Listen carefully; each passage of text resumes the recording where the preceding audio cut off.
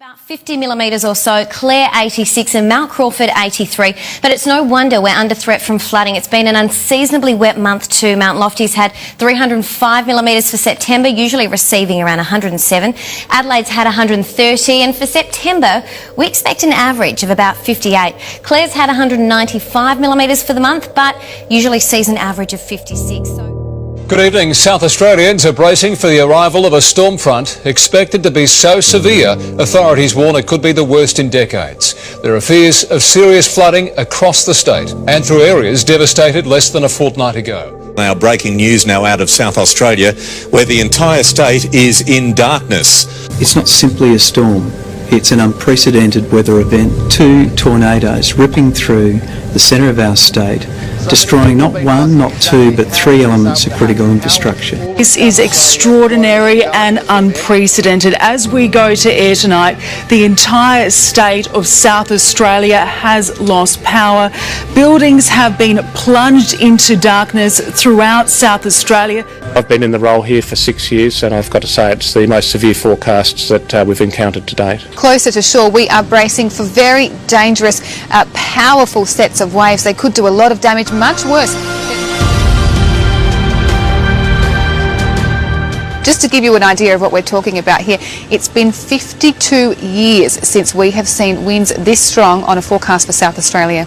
And something strange has gone on near Gladstone in Queensland overnight, with hundreds of people seeing a flash of light. Hundreds of Queenslanders have reported seeing a flash of light in the sky last night, followed by a tremor. The speculation online, a meteorite crashed into the ocean near Gladstone around 8:30. Residents as far north as Mackay to as far south as Hervey Bay took to social media last night to report a number of disturbances. Then come the security camera footage along the coastline, capturing a number of flashes of light just after 8 last night. Some residents then felt rumbling and then possibly a tremor. And then entered this possibility. Steve Parmenter captured this precise snap of what he calls a shooting star event. Now, as to exactly what it is, we can begin the speculation. Geoscience Australia has ruled out some form of an earthquake or a tremor event.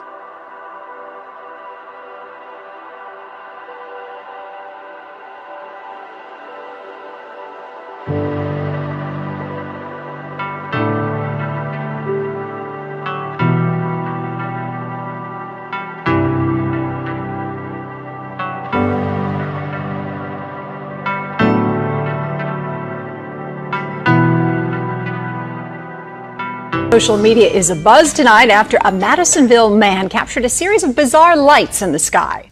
Last Sunday night, this light in the late night sky north of Dale Noel's Madisonville home stopped him in his tracks. And when I seen the light, it was like flying, and the light was pulsing, like it was getting brighter and brighter and brighter every time the further it was getting. He ran to tell his fiancée he thought a plane's wing was on fire, but returned outside to an empty sky. Then we both looked up at the sky and we seen the same thing. It made the same path, so we started recording it. It was lighting up, lighting up, lighting up, and then it blew up in the same spot the other one did. And then a third one came by. We were just like kind of freaking out. Like, what is this? What is this? Dale took the debate to his Facebook page, where some friends suggested drones, others suggested flares. They also checked with the American Meteor Society, who says that it wasn't technically a meteor or fireball, but it could have been space debris. We checked with NASA.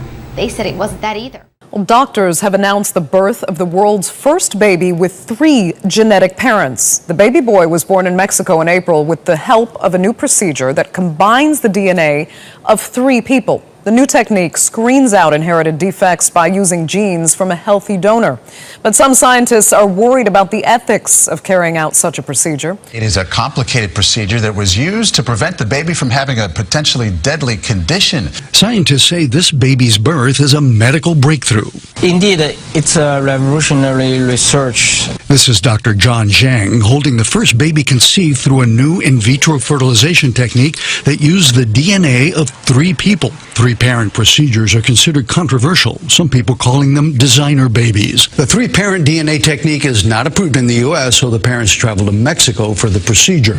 But a similar technique is approved in the United Kingdom, so the DNA is from the father, the nucleus of the mother, and then the mitochondrial DNA of the donor egg. Those are the three sources of DNA in this one child. Highly complex, so the child does have three parents, right? Well, it depends on what you call a parent, right? I mean, but it does have DNA from three different, yeah, exactly, DNA from three different parents. Wow. I'm like speechless. Okay. I'm trying to wrap my head around to this. let that one sit for a while. It's a brave new world. It really is. Wow. But also, I mean, like the doctor said, you got to use this responsibly. Exactly. It's getting in the wrong hands. And they want to know how more controversial methods of genetic selection can be regulated.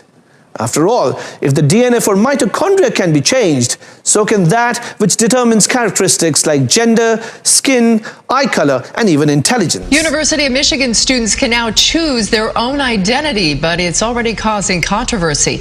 The university announcing a new campus-wide policy this week that allows students to select their own designated personal pronoun.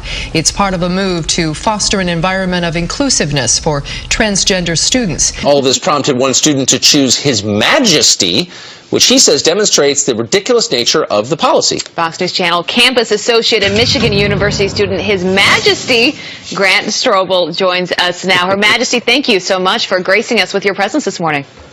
Well, it's a pleasure, and I don't know if you didn't notice, but in any video of Schoolhouse Rock for the pronouns, they never even mention words like z or zer. That's a great point. So walk us, for people that are just hearing this for the first time, what is going on? What is this policy? How did you hear about it? And why are you now being called Her Majesty? Well, when I realized that the university decided to live a fantasy of allowing students to insert words that aren't even actual pronouns into the university online database that updates the rosters, I decided, well, I might as well be the king of that fantasy, and I henceforth shall be referred to as His Majesty. So people are actually calling you that now? Like they are forced to call you that on campus now?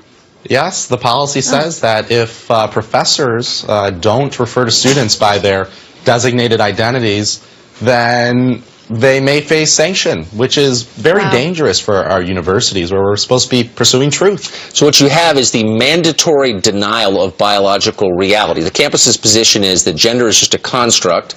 Having changed a lot of diapers, I think it's actually physical. But I wonder if your fellow classmates at Michigan, the Augusta school, believe that it's not real, that it's all in your head, that gender is what you say it is. Do people buy that? Well, plenty of students do, unfortunately. And the more and more we go down this road of political correctness at these universities, the question is where will that end? How much is the university willing to sacrifice its pursuit of truth and its mission for this fantasy land of political correctness? Television history will be made right here on 7 ABC tomorrow night at 9. Modern Family has cast TV's first ever openly transgender child actor. Jackson Malarker is set to appear in the episode titled A Stereotypical Day. Now Marissa hopes someday it's not considered to be a big deal that a transgender person gets a role in Hollywood. That'd be nice if there weren't much of a big deal. I mean, he's just another boy. Jenna Morton, WQAD News 8. And actors are speaking out. Just last week, actor Jeffrey Tambor, who plays a trans woman on the show Transparent, called on Hollywood to hire more trans actors for trans roles. We've built an experimental device that works as a type of holographic TV, bringing to life some of our archive footage. We took a flat screen TV and built an acrylic pyramid and used old theatre tricks to create the illusion of a holographic TV. Our experiment was fairly simple, but with new technologies on the horizon such as augmented reality, mixed reality and virtual reality, there is a chance that holographic TVs could become a feature of living rooms in the future. There's perhaps great potential for drama and concerts because you feel more engaged with the image. And again, 50 years ago, this was not even foreseeable. Until 1900, knowledge doubled about every century. Something like that. By the end of World War II, it doubled every 25 years. Today, it's doubling every 12 or 13 months. This is from about a year ago. But according to IBM, and I have the article written there, according to IBM, internet technology will lead to the doubling of knowledge every 12 hours. You can read the whole article. It's quite eye-opening. The scientific revolution, which is a revolution of knowledge, is the most obvious development of the 20th century. Paragraph H. There's we said this earlier, over 3 billion people have internet connection today, 40% of the earth. In 1995, there were only 15 million that had internet connection. Only 15 million people, 1% of the earth, 15 million people, 1995. By 2005, it went from 15 million to 1 billion. 2010, it went to 2 billion.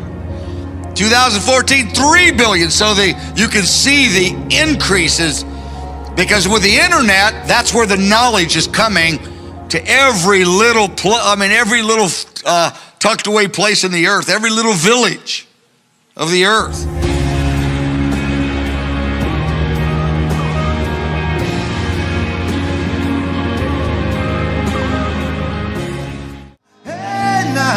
When the world comes in, they come. Rihanna was one of many musicians to perform in Manhattan's Central Park at the Global Citizen Festival.